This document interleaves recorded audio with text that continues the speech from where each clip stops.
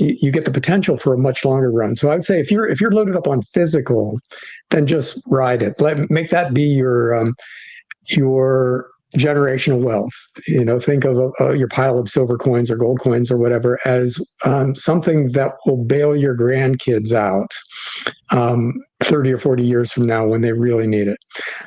So don't think of it as the thing you're trading in and out of it all. Now with your mining stocks, yeah, you look at a chart like you just showed, and that tells you to lighten up a little bit on some of your more successful positions, and that's reasonable. Taking a little money off the table in an equities position is frequently a really wise thing to do. So you can hold both of those ideas that gold and silver are overbought right now, and that this time is different, and the ultimate upside is much higher than it was in past bull markets. According to financial researcher John Rubino, the current spike in gold and silver prices is an indication that the global financial system is beginning to collapse rather than just another market boom. Although he makes analogies to previous bull markets, he clarifies that this period is essentially distinct. Rubino claims that because governments all over the world have taken on far more debt than they can afford, the entire fiat currency system is collapsing. Rising debt and unsustainable social expenditure are driving nations into both financial instability and political upheaval, from the US to China and even France. Rubino cautions that there is now no easy way out. Governments are caught between the inability to print additional money without devaluing their currencies and the inability to raise interest rates without causing their economies to collapse. He contends that when central banks inflate their way through the crisis, a wave of currency devaluation is the expected result. Don't forget to like, subscribe, and ring the bell for the latest analysis on gold and silver markets. We'd love to hear your predictions. Drop a comment below. Those are very big stories. But yeah, in financial markets right now, gold and silver taking off like they have seems to be generating the most headlines. And definitely for me personally, it's the biggest story because I've basically been a gold bug for 25 years now. And it's about time that stackers and other kinds of precious metals fans get the reward for their patience that I think we deserve. So yeah, right now gold is taking off. It's outperforming basically everything else out there, with the exception of silver. Silver is outperforming gold, and on the charts that you've got there, this looks like another precious metals bull market that is similar structurally to the 1970s and to the 2000s, both of which were great times to own gold and silver. I think this time is different in one fundamental way, though, and that is that the fiat currency experiment seems like it might be coming to an end. A lot of big countries, and I include most of Europe and the US and Japan and China on that list, have basically exploited having a fiat currency, which is to say an unlimited credit card, by borrowing way too much money. And now they're kind of locked in. There's nothing they can do about it. Take France, for an example. They cut themselves very cushy retirement deals. Their versions of Social Security and Medicare are extremely generous. They get to access them at a fairly young age. And a lot of people in France now will make more money during their retirement years than they made during their working years.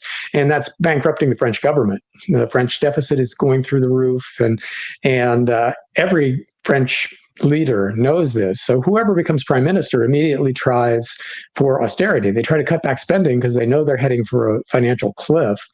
And the people of France immediately hit the streets and get the prime minister kicked out of office. And so they're having a revolving door government now, where the last prime minister named his cabinet and then he resigned like 16 hours later because there was so much blowback.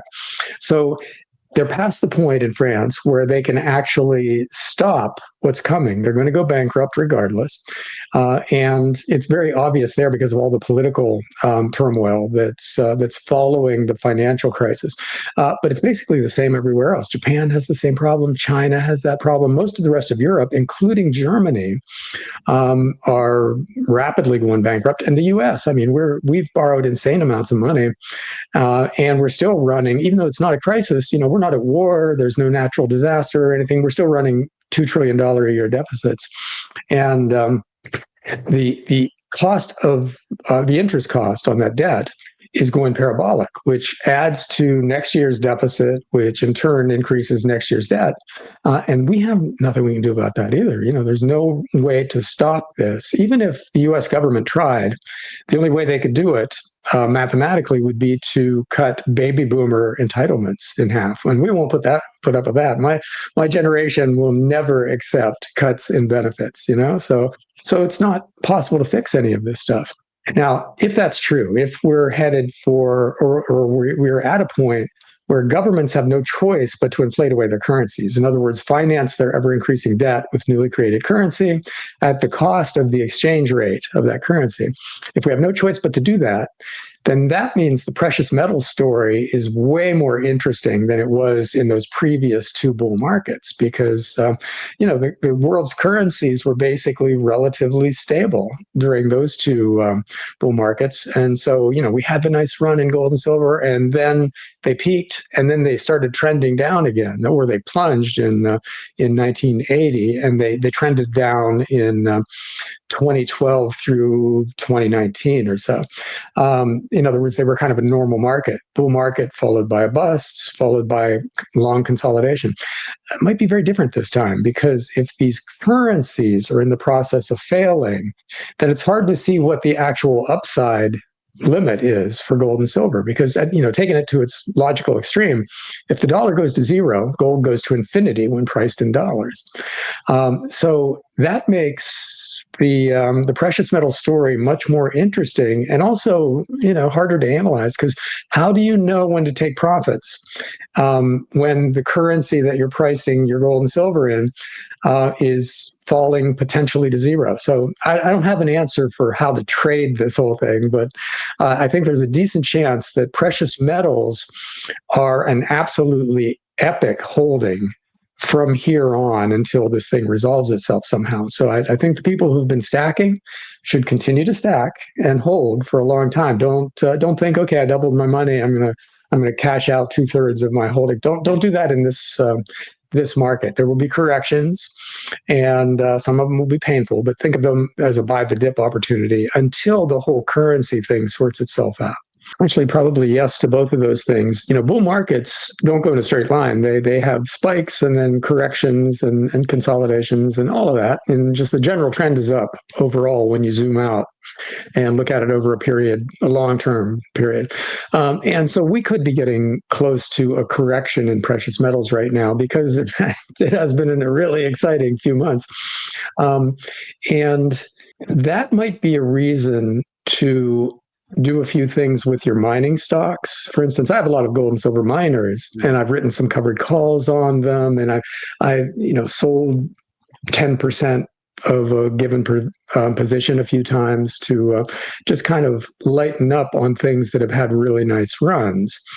But also, yes, it's different this time, because this looks like the end of that fiat currency experiment. And in that case, you get the potential for a much longer run. So I would say if you're loaded up on physical, then just ride it.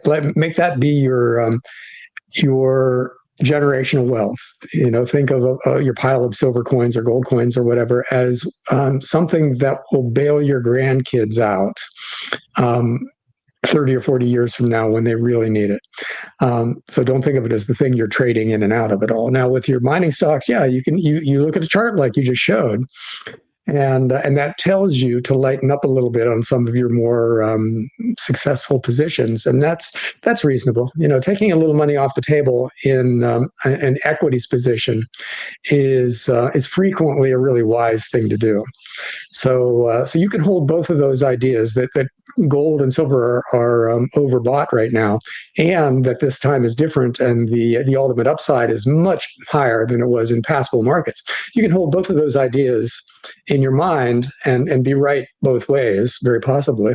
According to John Rubino, the silver market is experiencing a rush for the real metal rather than a typical rally. As mine production drops and above-ground inventories diminish, industrial users and countries such as India are vying for actual silver. Additionally, because silver is essential to defense technology and weaponry systems, military demand is increasing. Rubino thinks that a high-stakes environment is being created by the combination of limited supply, unstable global markets, and worries about the future's market's dependability, which which might cause silver prices to rise dramatically. In the past, silver has also fared better than stocks in difficult financial times, which has increased its allure as a safe haven investment. The Economic Times claims that many analysts believe that silver's rise is unavoidable due to robust industrial use and a fresh spike in demand for investments. Silver has also risen as a result of gold's surge near $4,000 an ounce, as investors seek out cheap possibilities in the precious metals industry. Make sure to like, subscribe, and click the bell icon to get notified whenever we upload new content. We really appreciate your support. To an extent, how much it cost me to get this stuff. Just go and get me this stuff.